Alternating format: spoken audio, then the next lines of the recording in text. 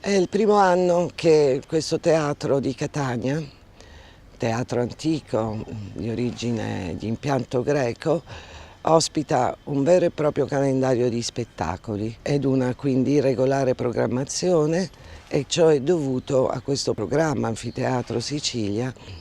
che è in corso in molti teatri antichi dell'isola. Grazie a questo programma sono state affrontate tutte le spese di allestimento, ovvero l'allestimento del palcoscenico, l'allestimento dei sedili e anche l'allestimento di un impianto antincendio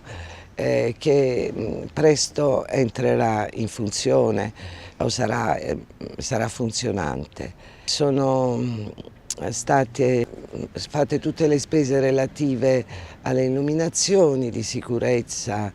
e non, e in questa maniera un teatro di interesse archeologico, un monumento antico, è stato trasformato in un luogo di spettacoli temporanei legati alla stagione estiva, ma che